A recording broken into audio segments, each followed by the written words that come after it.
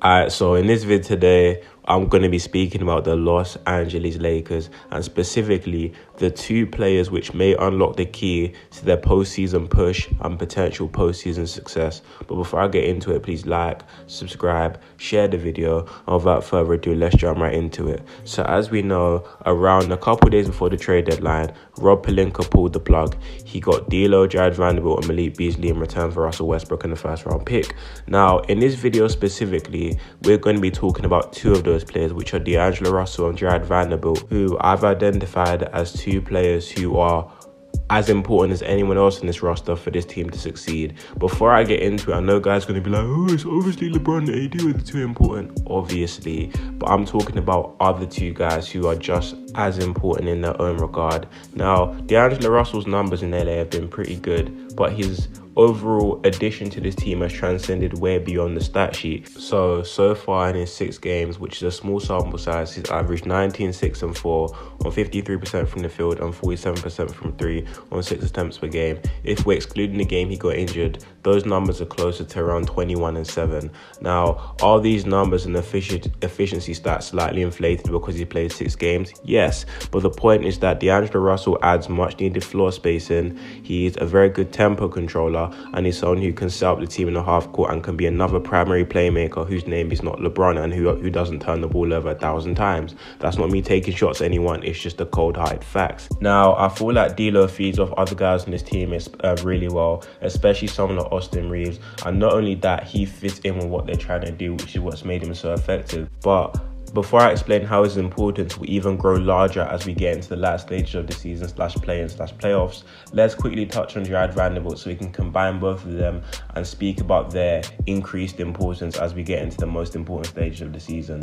So far, Vando's been a pleasant surprise. Not many guys knew about Vanderbilt, which is a shame because he's been done this for years, but now he's got the main stage. His ability to defend multiple positions, be a pesky rebound on the offensive glass, are finally paying off. So in 12 games so far in LA, he's averaged 8 points and 7.6 rebounds, and Jared Vanderbilt's finally started to get the flowers he deserves. He's someone whose numbers are really not going to pop off the charts.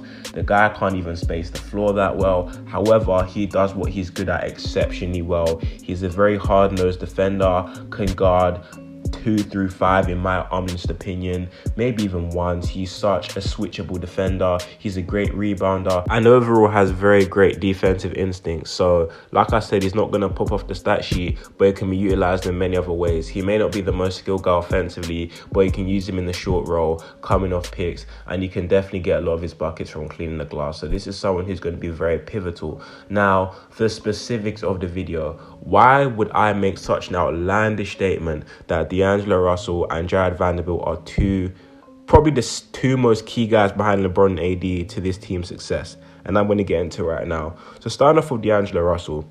D'Angelo Russell is not only someone who can space the floor, he's also a very underrated passer. I know everyone understands he can play make. However, D'Angelo Russell's biggest asset is that he plays the game at his own speed. He's someone who knows how to slow the tempo down and calm down the team to get into their sets.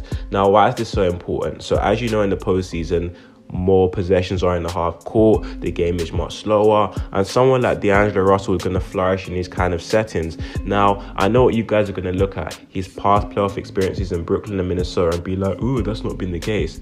He's never played with a LeBron or an Anthony Davis or complementary pieces that fully fit his abilities, has he? No. So therefore, I feel like the outcome will be much different than it was before in regards to his personal production. I feel like D'Lo's ability to, like I said, be a very, very smart, high IQ point guard who can calm down possessions is going to help this team alongside being a floor spacer, because that's something they've needed for a while, which they haven't had. A true point guard who knows how to fully get to their spots, space the floor, be a passer, be so methodical with the way they get the buckets and find open guys. And that's something D'Angelo Russell does and fits the bill 100% perfectly well, if that even makes sense, but you know what I'm trying to say. Now, on to Jared Vanderbilt, who is going to be exceptionally key. Now, when you go into the postseason, a lot of teams like to go small. They like to stretch the floor more, which requires more switchability on defense. Jared Vanderbilt is literally that guy. You can play him at the small ball 5, the 4 next to a 5. You can play him at the 5 next to AD in the small ball lineup, because this guy can switch onto any single player on the opposing team. If you run into the Suns at any point, ain't nobody gonna guard KD. No one can actually guard KD. But if I could choose a couple guys in the league that I would stick on KD the entire game, Jared Vanderbilt will be one of them. So you've got one of the best wing defenders in the NBA, one of the best rebounders in the NBA, and one of the best small ball 5s. Well, yes, small ball potential 5s in the NBA. So this gives you a lot of switchability and versatility in the postseason. You can throw a lot of different looks at different teams. So Jared Vanderbilt gives you another element of something that you've never had before, which in my opinion will translate to the Lakers eventually making the playoffs and maybe, just maybe, sneaking into the second round, which might sound like I'm underestimating them, but for where you started off the season, I'd see it as a somewhat success. Now, as a whole, to summarize, I feel like D'Lo and Jared Vanderbilt are players who do have their shortcomings. No one's saying that they're all NBA caliber players or they're superstars. No. I'm just saying with their skill set which they provide and add to this team, it can be a recipe for success and can help elevate LeBron even more, elevate AD's game even more. And if these guys give you their regular numbers which don't pop off the stats, but they help elevate and allow AD to play with more freedom, that's giving you much more than any other player would possibly give you, getting the most out of AD whilst also covering up for other areas which the team at one point didn't have much like flexibility in. So let me know what you guys feel about this in the comment section down below. Do you agree with me, disagree with me?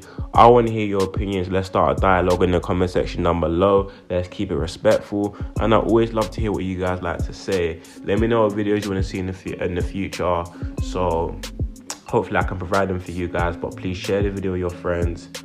Leave me suggestions in the comment section down below. I'll be there reading and responding. But thank you guys for listening. I'm out. Peace.